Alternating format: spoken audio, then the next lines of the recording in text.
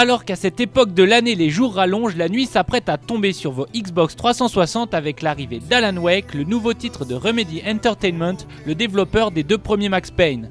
Nous avons récemment rencontré Oscar Häkkinen, la personne en charge du développement de la licence chez Remedy, afin qu'il nous parle plus en détail de son jeu. Alan Wake's a best-selling writer who's had a line of novels of a hard-boiled New York detective, but he hasn't managed to write anything in a couple of years, which has brought problems with his marriage and with his work, and his fans out there have been pressuring him for his next book, which has brought some trauma in his life. Now, in a hope to get back his creative flow, his wife Alice takes him away to the Pacific Northwest to the beautiful setting of Bright Falls. But shortly upon arrival, she goes missing without a trace, and Wake finds himself trapped in a nightmare.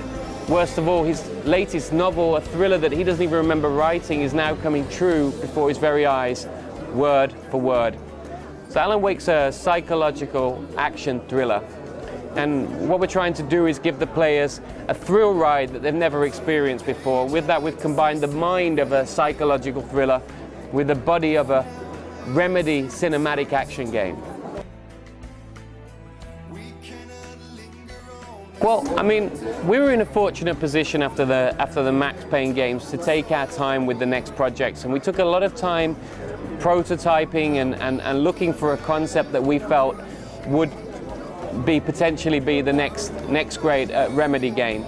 So, I mean, a Remedy game is a few things. It's a story-driven single-player experience. It's a cinematic, movie-like action game. We always have a character-centric, strong lead character. But we also try and implement a unique game mechanic. And in Max Payne it's bullet time, and now with Alan Wake it's a light and dark mechanic. So Alan Wake as a character, we wanted a flawed character. We wanted an everyman, somebody like you or me, not an action hero or a commando, but somebody that everybody could relate to, that needs to grow into the role of an action hero. Like a young Harrison Ford, if you like. And you know, another thing that we wanted to do was, instead of having 2 different layers of, you know, here's gameplay and here's the story, we wanted to merge those 2 things closely. That the gameplay mechanic was speaking the story, and the story was speaking the gameplay mechanic. And having a writer as a lead character was a really smart way to give us some extra tools to be able to merge those 2 things. So I can give you an example. Alan Wake, being a writer, he's a natural storyteller. So he uses inner monologue in-game to often talk about the events that are happening. So we don't need to always go into cutscenes. Rather, he can kind of narrate some of the things that are going on. Another good storytelling tool there is Wake's missing novel that he doesn't remember writing. It talks about a dark presence that's been unleashed, and it's taken over everything in its path, from vehicles to machines to people to inanimate objects, and turning them against him.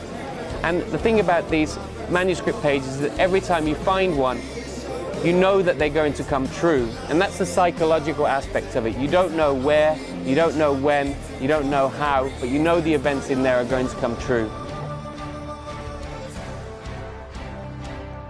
Our inspirations are not looked on from other video games. We really look for a source of inspiration outside of those, and we look into popular culture like books and videos and movies and TV series and graphic novels, if you like. And we look for, we take a source of inspiration from other sources of media and make those our own. So there's definitely Stephen King is an inspiration, a writer whose writing is coming true. You know, Lost is an inspiration in some ways. We're big fans of those.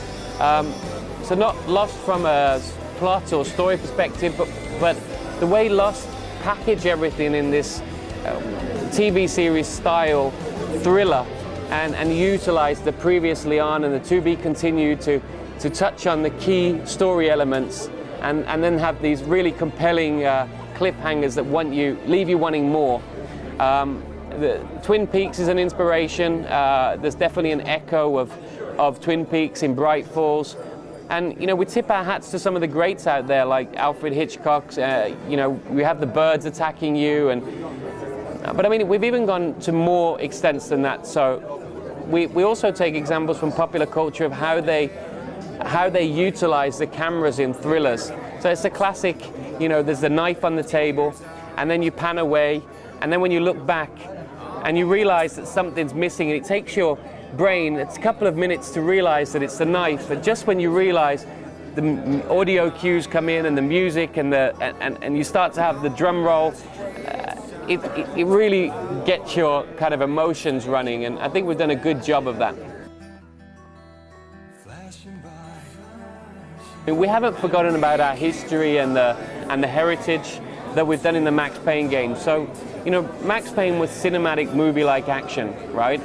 And for Alan Wake, we've taken some of the cinematic things that we've learned, so the use of camera work and so forth, and applied those now to a thriller. So we don't have bullet time in Alan Wake, but what we do have is the use of active cameras. So if an enemy is attacking you from behind, for instance, and you don't see them, in a classic thriller moment, we pull the camera back, and you're still in control of your player, but you have that moment of you are the prey being hunted, and it gives you a little bit more time to react. We have other cinematic moments as well. So I mean, if you're getting attacked by a taken, and they're just about to hit you with an axe or a sledgehammer, and you manage to dodge that shot, just at that moment that you dodge, you activate a cinematic dodge, which goes into slow motion. It's better played than explained, but it feels very rewarding, and it feels like a moment of brilliance, if you like.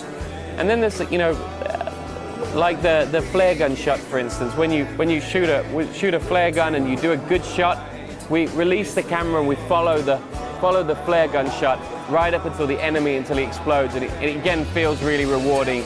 But there's a lot of them. There's kill cameras and reveal cameras, and we use a lot of the active camera to accentuate those thriller moments. We really want to push the envelope in storytelling in video games, and not only that, but to have another cinematic action game like our previous works. But we've gone to really great depths to make these two things work together. So I mean, we know that our audiences come out there, come and get Remedy games for different reasons. Some of them come for the more action because they like our movie-like cinematic action, and some people really love the storytelling that we have in our games. And Sam Lake's a genius. He wrote the Max Payne games, and he's written Alan Wake as well. So we want to offer both of those things to both of the types of gamers out there that they're coming for different things. So for those action gamers, we've made the engine into a dynamic difficulty system. So if you're playing very well, the engine pumps up the difficulty system automatically, and this all happens under the hood of the game. So it's the engine that determines that. If you're playing great, we want to keep you in that sweet spot of gaming. So it increases the difficulty on the fly automatically. But if you're not that experienced gamer, it decreases it as well. And from a story point of view, those people that are coming for the story, everybody will get the skeleton of the story. Everyone will know what's going on and get the basic story. For those that want more, we put a lot of exploration content in there. There's over 100 manuscript pages that are purely exploration. You can interact with TVs, you can interact with jukeboxes and radios, and all of these give you more information about the fiction that's going on in Bright Falls and the dilemma that Alan Wake's in. I love Alan Wake for the story. The story is amazing, and it keeps you engaged right until the end. So we've structured it like that of a TV series, which works really well for a thriller. And each episode most of them have daytime and nighttime scenes. And what it does is that we have small story arcs. Each episode has its own story arc, and we peek within those story arcs, and it generally ends on a cliffhanger, leaving you shaking, your pulse beating, your heart racing, and then just the next episode can have a daytime scene which then calms you down and you think everything's safe, and then the nighttime comes in. So it keeps you immersed in the experience right until the end. I think that's a really cool way of telling the story in episodes, and really that you don't get immune to the things that are happening, because the pacing's very good in Alan Wake. Then the light and dark mechanic and the actual gameplay just feels really good. It feels different, and it's very fast-paced. You have to use your flashlight to take the dark presence away from the enemies, and you're constantly looking for light sources, utilizing the environment, using the headlights of cars, and finding different ways to, you know, take everything you can out of the light and dark mechanic that's available there. Well, we're a small team of around about 45 people, so we're under 50 people. And for a small team, focus is very important. I mean, you guys out there have already waited a long time for Alan Wake. For us to do more than one platform would mean that it would take more of our pipeline, which would mean that the whole project would take longer. So we've definitely focused on the Xbox 360 just to get this baby out there. I've got nothing to announce on the PC. We've definitely thought of Alan Wake to be something bigger than just one game. I mean, it doesn't make sense for us to build an IP and build characters and history and personality to the characters and a huge world. The world is 10 times 10 kilometers, it's 100 kilometers of space. You know, to build all of those things and to make only the one game wouldn't make that much sense. But ultimately it depends on the success. If this is a success, then it gives us the opportunity to do Alan Wake 2. So we're really betting the farm on this one. This is season 1, if you like, and if you think of season 1 of a TV series, this is the full package, and it's the full story, and the gamer will reach all their goals, and they will feel satisfied with the story. We're not going to end it on a horrible cliffhanger that leaves you pulling your hair out. So this is a complete package. So we've thought about doing some DLC. This is season 1, and if it's a success, we'll do season 2. And the DLC episodes will be a bridge between season 1 and season 2. Les joueurs les plus courageux qui ont la lampe torche qui les démange n'ont plus que quelques jours à attendre avant de découvrir l'univers mystérieux de Bright Falls. Alan Wake sera en effet disponible à partir du 14 mai prochain, exclusivement sur Xbox 360.